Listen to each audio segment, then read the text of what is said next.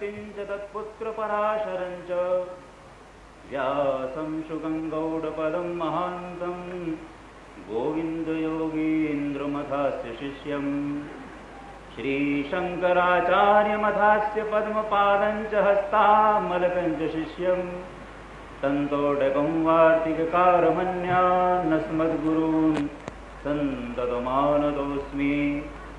वसुदेवसुतं देवं कंसचाणूरमर्दनं देवकी परमानन्दं कृष्णं वन्दे जगद्गुरुं। नारायणसमारम्भां शङ्कराचार्यमध्यमाम् अस्मदाचार्यपर्यन्तां वन्दे गुरुपरम्पराम्।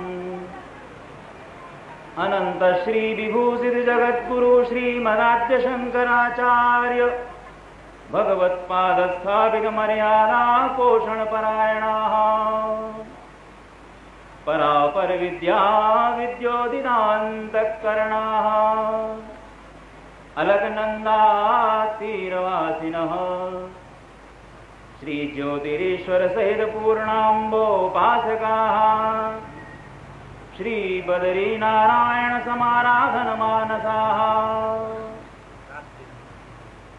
गोमती तीरवासिनः पश्चिमाम्नाय द्वारिका शारदा पीठाधीश्वराः श्री द्वारिकाधीश समाराधन मानसाः व्याख्यान सिंहासनाधीश्वराः अनंत श्री विभूषित जगद्गुरु शंकराचार्य श्री स्वरूपानंद सरस्वती स्वामी वर्याः विजयन्ते तराम। धर्म की अधर्म का प्राणियों में विश्व का गो माता की गो हत्या धर्म सम्राट जगद्गुरु शंकराचार्य भगवान की धर्म सम्राट ज्योतिषपीठाधीश्वर महाराज की धर्म सम्राट द्वारिका शारदा पीठाधीश्वर महाराज की वृंदावन बिहारी लाल की हर हर महादेव।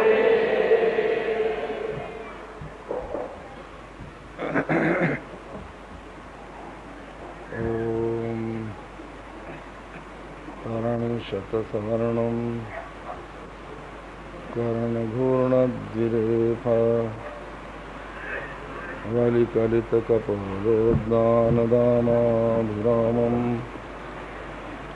गिरिशगिरिसुताभ्यां लालितं नित्यमङ्के सजनभरणशीलं शीलये विघ्नराजम्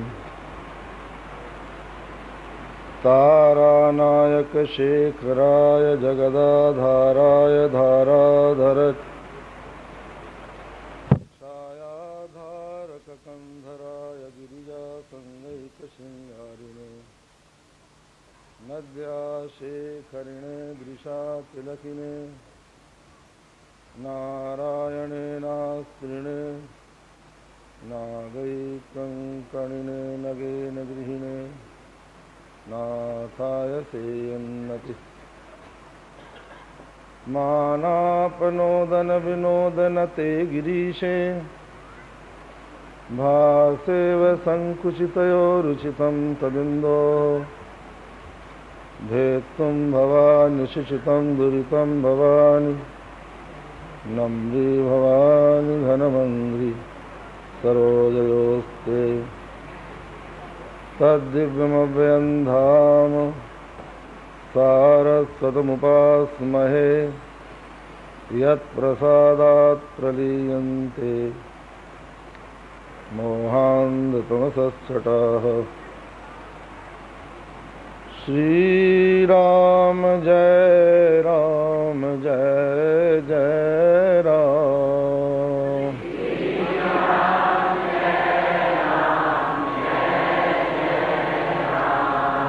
श्रीराम जय राम जय जय राम।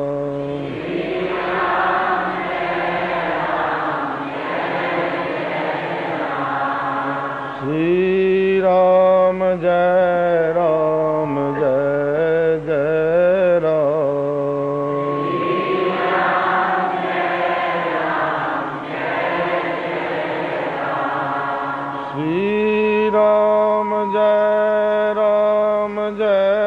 जय राम।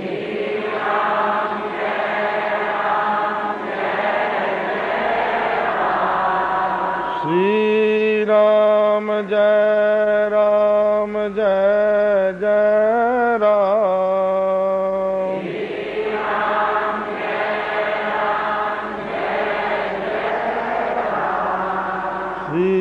राम जय राम जय जय राम।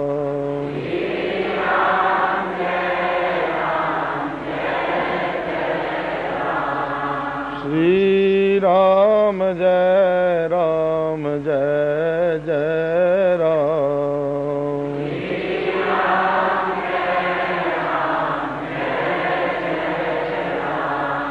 श्री राम जय राम जय जय राम।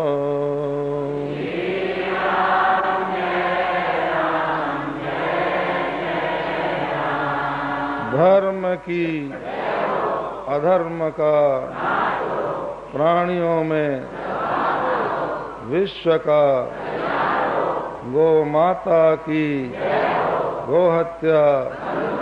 हर हर महादेव। समुपस्थित महात्मा वृंद, विद्वद वृंद, देवियों, सज्जनों, समवेत हुए हैं। जब मनुष्य के जीवन के पुण्यों का उदय होता है, परमेश्वर की कृपा होती है, तभी उसको सत्संग लाभ मिलता है। धन्य घड़ी सोई जब सत्संगा, वही घड़ी धन्य है जब प्राणी को सत्संग प्राप्त होता है। भगवान आद्य शंकराचार्य ने तो यहाँ तक कह दिया, क्षणमपि सज्जन संगति रेखा भवति भवार्णव तरणे नौका। इसका अर्थ है एक क्षण मात्र की सज्जन संगति ही संसार समुद्र के लिए नौका बन जाती है। प्रश्न ये आता है, कुछ काल जब सत्संग करे तो प्राणी के ऊपर प्रभाव पड़ता है, उसमें परिवर्तन आता है, यह तो समझ में आती है बात।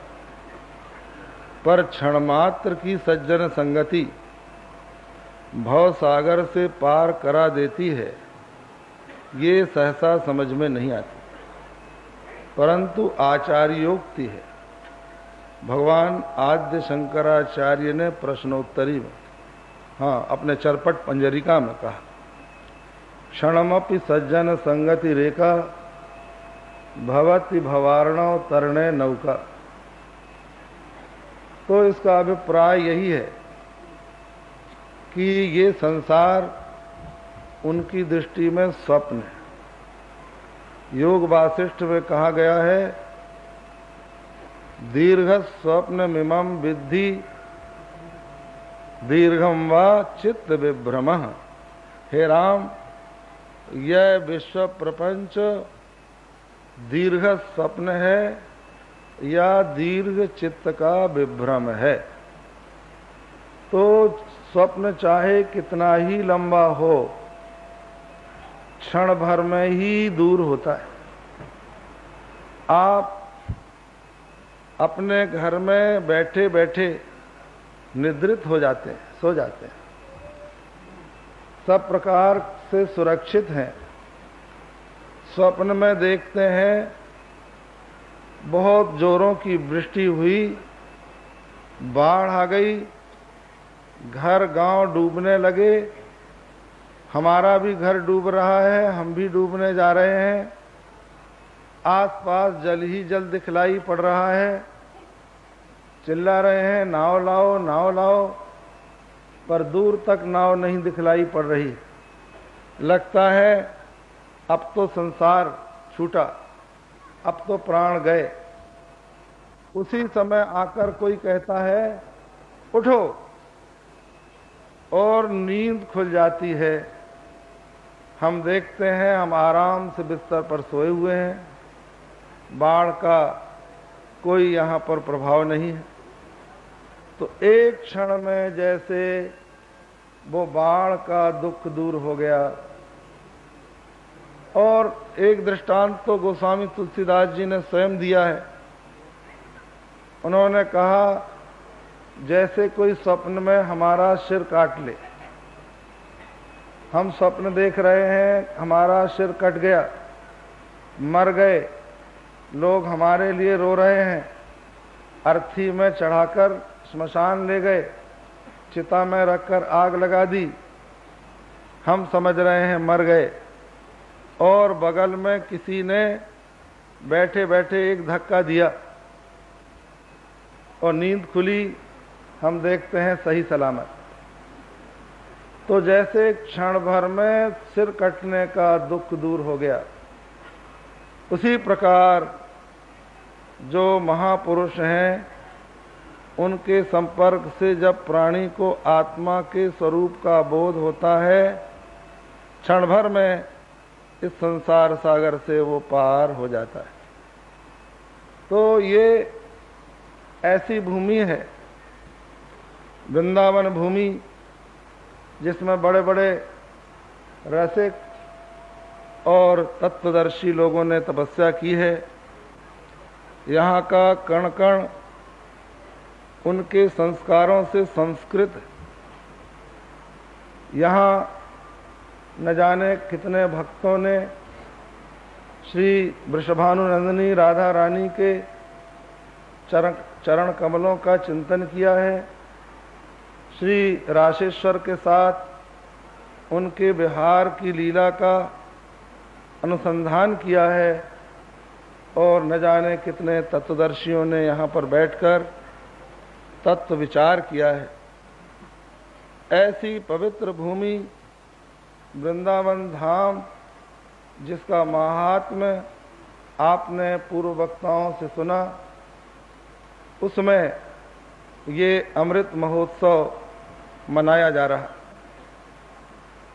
पिछली बार फाल्गुन में जब हम यहाँ आए थे, स्वामी जी से भेंट हुई, इनके मुख से निकला कि अब ये शरीर 75 वर्ष का हुआ। तो हमें लगा कि कुछ उत्सव इस संबंध में होना चाहिए, और वो मन की कल्पना आप सब भक्तों ने साकार कर दी। इतना सुंदर यहाँ पर उत्सव हो रहा है। महाराजा श्री अस्वस्थ हैं, फिर भी वो आप सबके बीच में बैठते हैं, महात्माओं की बातें सुनते हैं, सुनाते हैं। हम लोग बहुत दिनों तक साथ रहे। एक बार कर्णवास से पैदल यात्रा की, हरिद्वार तक गए, मधुकरी मांगते हुए। बीच में कई घटनाएं आईं। एक स्थान पर तो लोगों ने हमको ये कहकर पकड़ना चाहा कि ये तो हमारे घर का है। दोपहरी में ही हम लोग भागे वहां से, छोड़ते ही नहीं थे। सब लोगों ने घेर लिया। हरिद्वार पहुंचे, वहां पर उस समय बड़े बड़े मंडलेश्वर लोग थे, विद्वान लोग थे। उनके पास जाकर हम लोगों ने कई प्रकार के वेदांत के प्रश्न किए। महाराजा श्री साथ में रहते थे और प्रश्न हम करते थे। उन्हीं दिनों गीता प्रेस के संस्थापक सेठ जयदयाल गोयंदका से भी बहुत चर्चाएं हुई, वेदांत की बातें हुई, बहुत कुछ चिंतन हुआ। एक बार हम लोग उत्तर काशी पहुंचे। उत्तर काशी हम लोग जा रहे थे, सीधे रास्ते से एक महात्मा आ गया, कहने लगा महाराज पगडंडी से चलिए तो जल्दी पहुंच जाएंगे। तो हम लोग एक पहाड़ी से उतर पड़े। स्वामी जी का शरीर स्थूल था, थोड़ी दूर नीचे जाने के बाद जब लौटकर देखा तो बहुत नीचे आ चुके थे। अब ऊपर चढ़ना भी कठिन था और आगे भी पहाड़ी दिखाई पड़ रही थी। स्वामी जी बोले कि स्वामी जी ये तो पगडंडी नहीं है, ये पागल डंडी है। इस साधु ने तो बुरा फंसाया। खैर हम लोग किसी तरह से उत्तर काशी पहुंचे। वहां भी अच्छे अच्छे महात्मा मिले। एक बड़े अच्छे महात्मा थे स्वामी ब्रह्म प्रकाश जी। उनके पास गए। उन्होंने कहा महाराज कुछ दिन यहां पर रहिए। बड़ा अच्छा दृष्टांत दिया, अभी भी याद है। उन्होंने कहा कि गृहस्थ भी घोड़ा है और साधु भी घोड़ा है। तो गृहस्थ ऐसा घोड़ा है जिसके अगाड़ी पछाड़ी दोनों बंधी है, और साधु ऐसा घोड़ा है जिसकी अगाड़ी पछाड़ी दोनों छूटी हुई है। तो गृहस्थ रूपी घोड़ा यदि किसी प्रकार आगे की रस्सी तोड़ भी ले, फिर भी वो पीछे की रस्सी तोड़ने में असमर्थ रहता है। और साधु ऐसा है कि ना उसके आगे बंधन है ना कोई पीछे बंधन है, किसी प्रकार की कोई कल्पना नहीं है, किसी प्रकार स्वदेश का कोई अध्यास नहीं। महाराज उड़िया बाबा कहते थे एक स्वदेशाध्यास भी होता है। मनुष्य कहीं भी चला जाए उसको कभी कभी अपने घर की याद आती। एक महात्मा को हम लोगों ने देखा, बड़े वेदांती थे, बीमार हुए, इतने बीमार कि अब उनका शरीर छूटने ही वाला था। अपने भक्तों से कहने लगे मुझे मेरे घर पहुंचा दो। बेचारों को पता ही नहीं था लोगों को कि इनका घर है कहाँ, लेकिन याद आ गए। तो ये स्वदेशाध्यास लोगों में होता है, लेकिन जो तत्वदर्शी होते हैं उनके मन में नहीं होता। तो महाराजा श्री के साथ हम लोगों की अनेकों यात्राएं हुई, अनेकों प्रकार के विचार चले, और हम जो इनसे प्रभावित हुए वो इनके विचारों के कारण। बहुत सुंदर, बहुत ही सूक्ष्म रीति से ये भक्ति की भी बात करते हैं, समझाते हैं, समझते हैं, और वेदांत की भी। वेदांत का जो अजातवाद है, तस्मात् न जायते किंचित, कुछ भी उत्पन्न नहीं हुआ। मांडूक्य उपनिषद के प्रवचन के समय इनसे बहुत बार सुना। महाराजा श्री उड़िया बाबा भी अजातवाद की ही चर्चा करते थे। वे तो उसके नीचे सोचते ही नहीं थे। उनका तो ये कहना था कि दृष्टि सृष्टिवाद ही सिद्धांत, एक जीववाद। एको द्रष्टासि सर्वस्य मुक्त प्रायोसि सर्वदा, अयमेव हि ते बंधः द्रष्टारम पश्यसीतरम। तू एक ही समस्त प्रपंच का, दृश्य का दृष्टा है, मुक्त प्राय है। यही तेरा बंधन है कि तू अपने से भिन्न किसी और को दृष्टा देखता है। तो उनका तो ये कहना था कि महात्मा यदि कोई है तो भी मैं ही हूँ, ब्रह्म भी मैं ही हूँ, गुरु भी मैं ही हूँ। अपने से अन्य किसी वस्तु में आस्था रखना ही अज्ञान का प्रतीक। ऐसा सुंदर विवेचन वो करते थे। महाराजा श्री भी उसी प्रकार का विवेचन करते थे, आज भी करते हैं। इन्होंने अपने इन 75 वर्षों में समाज को बहुत कुछ दिया है। हिंदू धर्म को कितना बड़ा लाभ इनके जीवन से पहुंचा है ये इतिहास बताएगा। कितने ग्रंथों की रचना की, कितने लोगों को अपने सनातन धर्म के सिद्धांतों से प्रभावित किया, इसकी गणना नहीं की जा सकती।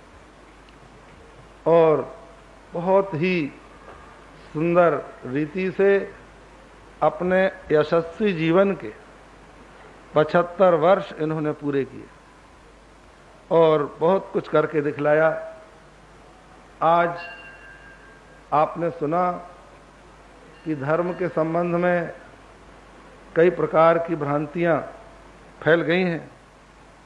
लोग कहते हैं धर्म तो लड़ाई झगड़े की चीज, धर्म के कारण परस्पर वैमनस्य बढ़ता है, हिंसा होती है, इसलिए ये स्टंटे कोई खत्म करो। कुछ लोग कहते हैं अध्यात्म के चिंतन से लोगों के मन में इतनी अंतर्मुखता आ जाती है कि वे लोग इस लोक के संबंध में कुछ नहीं सोचते, और इस लोक के संबंध में जब सोचते नहीं तो देश की भौतिक क्षेत्र में उन्नति में बाधा पड़ती है। और कुछ लोग तो कहते हैं देश की जो परतंत्रता आई उसका कारण हमारे दार्शनिकों की परलोक परता थी, परंतु ये दोनों ही बातें गलत हैं। आज कुछ ऐसे समुदाय ने, जिनको हम पंथ कह सकते हैं, मजहब कह सकते हैं, मत कह सकते हैं, उन्होंने अपने पंथ को अपने किसी सामूहिक स्वार्थ का साधन बना लिया है और वे उसके लिए उसका उपयोग करते हैं। तो ये धर्म का दोष नहीं है, ये उस समुदाय का, उसके पीछे जो स्वार्थी लोग हैं उनका दोष। वस्तुतः धर्म मनुष्य के चरित्र को, विचारों को उन्नत बनाता है, उत्कृष्ट बनाता है और राग द्वेष को समाप्त कर देता है, वैमनस्य को समाप्त कर देता है। और उसी धर्म का जो सार तत्व है, जिसको हम लोग अद्वैत दर्शन कहते हैं, तत्व ज्ञान कहते हैं, उसमें तो विजुगुप्सा के लिए, घृणा के लिए कोई स्थान ही नहीं। उसमें तो ब्रह्मा से लेकर पिपीलिका पर्यंत समस्त प्राणियों में एक ही सद्घन चिद्घन आनंद घन ब्रह्म का दर्शन होता है। कौन किससे द्वेष करे, कौन किससे घृणा करे। तो इस प्रकार की स्थिति जहाँ के तत्व दर्शन में हो, वहाँ वो लड़ाई झगड़े का कारण बने, ये संभव नहीं। जहाँ तक परलोक परता की बात है, ये भी मनुष्य के लिए आवश्यक। एक दृष्टि से आप देखें तो आज जो देश का और विश्व का पतन हो रहा है, वो केवल इसी जीवन के संबंध में सोचने के कारण हो रहा है। मनुष्य ये चाहता है कि जो कुछ मैं अभी कर रहा हूं, इसका फल मुझे इसी जन्म में मिल जाए, और जब नहीं मिलता तो वो निराश होकर हिंसा का आश्रय लेता है और अनैतिकता का आश्रय लेता है। यदि उसको किसी परम सत्ता पर विश्वास हो कि मेरे किए सत्कर्म व्यर्थ न जाएंगे, तो वो संभवतः अन्यायपूर्ण मार्ग पर न चलेगा।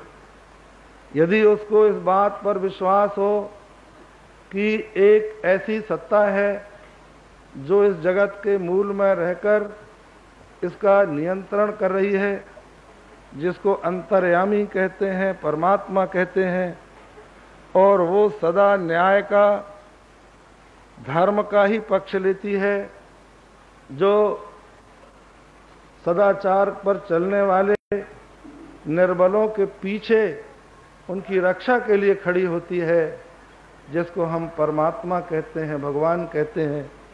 इस पर विश्वास हो जाए तो स्वाभाविक रूप से मनुष्य के मन में जो अधैर्य है, सुख के प्रति, सुख की सामग्रियों को छीनने और झपटने के लिए जो उसके मन में तत्परता है, वो कम हो जाए। ये संभव नहीं है कि समस्त प्राणियों को एक सा भौतिक सुख मिल सके। अगर प्रत्येक व्यक्ति ये चाहे कि हम दूध के साथ केसर पिएं, तो संसार में इतनी केसर होती ही नहीं। कि लोग पी सकें। इसी प्रकार बहुत से ऐसे विषय हैं जिनकी उपलब्धि सभी को नहीं हो सकती। ऐसी स्थिति में तृष्णा क्षय ही मनुष्य की शांति का उपाय है, जिसको हमारा धर्म बतलाता है, हमारा अध्यात्म, हमारा दर्शन शास्त्र हमको सिखलाता है। इसी बात को भगवान शंकराचार्य ने भी कहा, तृष्णा क्षयः स्वर्ग पदम किमस्ति। स्वर्ग का पद क्या है? तो बतलाया तृष्णा क्षयः, तृष्णा का क्षय। तो ये है हमारा सनातन धर्म, हिंदू धर्म। आज जब कोई हिंदू धर्म की बात कहता है तो उसको उसी रूप में ग्रहण करना चाहिए कि ये एक ऐसा विशाल धर्म है, एक ऐसी विचारधारा है, ऐसी एक पवित्र जीवन प्रणाली है जो अत्यंत उदार है और जिसको मानने वाले समाज के बीच में सभी प्रकार के विश्वास के लोग अपने अपने विश्वास और आस्था के अनुसार ईश्वर की आराधना करते रहें। अब ऐसी उदार विचारधारा को यदि प्रोत्साहन नहीं मिलता है, उसका हनन होता है और दूसरों के समान संकीर्ण विचारधारा के लोगों की कोटि में उसको रखा जाता है, तो स्वाभाविक रूप से उस समाज के चिंतकों के मन में एक क्षोभ का सर्जन होता है जो नहीं होना चाहिए। तो इन सब दृष्टियों से महाराजा श्री ने अपने विचारों के द्वारा उस महान हिंदू संस्कृति सभ्यता का, विचारधारा का पोषण किया है और कर रहे हैं, जिसकी आज के देश को और विश्व को नितांत आवश्यकता है। इसलिए हम तो भगवान बांके बिहारी श्री राधा रानी से, जिनका ये क्षेत्र है वृंदावन धाम, प्रार्थना करेंगे कि महाराजा श्री चिरायु हों और इनकी अस्वस्थता पूर्ण रूप से दूर हो और इसी प्रकार ये समाज का मार्गदर्शन करते रहें। बस आज इतना ही कहकर अपना प्रवचन हम पूर्ण कर रहे हैं। श्री राम जय जय राम। जैसे पृथ्वी समस्त बीजों की जननी है, जैसे आकाश संपूर्ण नक्षत्रों का केंद्र है, इसी तरह से भगवान का नाम सारे धर्मों का मूल है, सारे धर्मों का प्राण है। जथा भूमि सब बीजों में नखत निवास आकाश, राम नाम सब धर्म में जानत तुलसीदास। हमारे अयोध्या जी में एक महात्मा हुए हैं श्री तिवारी जी महाराज। वे कभी कनक भवन में जाते नहीं थे। वो लोग बोले, महाराज आप क्यों नहीं जाते? बोले, हम तो वशिष्ठ मुनि के अवतार हैं, यदि हम भगवान के पास जाएंगे तो भगवान को बड़ा संकोच होगा। तो महात्मा लोग उनको ले गए जबरदस्ती पकड़कर, और जैसे भगवान के सामने गए श्री तिवारी जी महाराज, तो भगवान श्री कनक भवन बिहारी सरकार का श्री विग्रह उनके सामने झुक गया। बंदो गुरु पद पदुम परागा, सुरुचि सुभाष सरस अनुरागा, अमिय मूरी में चूरन चारु, समन सकल भव रुज परिवारु। सभी देवता संसार के तीर्थों में घूम रहे थे। जो सबसे पहले लौट कर आवेगा आदि पूज्य बनेगा। रास्ते में नारद जी खड़े थे, किसी देवता ने उनको प्रणाम नहीं किया। इसलिए प्रणाम नहीं किया कि होड़ जो लगी है इसमें हम पिछड़ जाएंगे। श्री गणेश जी सबसे पीछे थे, उनका भाई भी चला गया, वो बल का समुद्र है, लेकिन प्रणाम नहीं किया नारद जी को। यदि प्रणाम करेंगे तो पिछड़ जाएंगे। श्री गणेश जी तो आप शरीर जानते हैं कैसा है, लेकिन उन्होंने का बहुत बड़ा सौभाग्य है, रास्ते में देवर्षि नारद जी का दर्शन हो गया। उन्होंने नारद जी महाराज के चरणों में साष्टांग नमन कर दिया। नारद जी ने कहा कि श्री गणेश जी, इस यात्रा का उद्देश्य क्या है? बोले, हम संसार की यात्रा करके जो लौटेगा आदि पूज्य बनेगा। बोले, बस अब आप ही बनोगे। आपके पहले आपका भाई भी चला गया, सभी देवता चले गए और किसी ने हमको प्रणाम नहीं किया। अब आप लौट जाइए, भगवान शिव जी ने कहा है तो उन्हीं का पूजन कर लीजिए घर में लौट करके, और परिक्रमा कर लीजिए। श्री राम नाम के सहित परिक्रमा करी। गणेश जी महाराज चले आए और श्री नारद जी को जो प्रणाम किया था उनकी कृपा का फल था कि महाराज जो आदि पूज्य बन गए। तो इस प्रकार जो है श्री रामचरितमानस का जो 7 कांड में 361वां दोहा बाल कांड का अंतिम है। श्री रघुवीर बियाह जय सप्रेम गावे सुनई तिनकौ सदा उछाह मंगलाय तन राम जस। अयोध्या कांड का 326वां अंतिम भरत चरित करि नेम तुलसी जो सादर सुनई श्री राम पद प्रेम अवश्य होई भव रस विरत। अरण्य कांड का 46वां राव नारी जस पावन गावे सुनई जे लोग राम भगति दृढ़ पावही बिनु विराग जप जोग। सुंदर कांड का सकल सुमंगल दायक रघुनायक गुण गान सादर सुनहि तरहि भव सिंधु बिना जल जान। किष्किंधा का अंतिम भव भेषज रघुनाथ जस सुनहि जे नर अरु नारी तिनकर सकल मनोरथ सिद्ध करें त्रिशिरारी। और लंका के समर विजय रघुवीर के चरित जो सुनहि सुजान विजय विवेक विभूति नित तिनहि देहि भगवान। उत्तरकांड का मुनि दुर्लभ हरि भगति नर पावे बिनहि प्रयास जे कथा निरंतर सुनई मान विश्वास। श्री आनंद वृंदावन धाम की श्री वृंदावन बिहारी लाल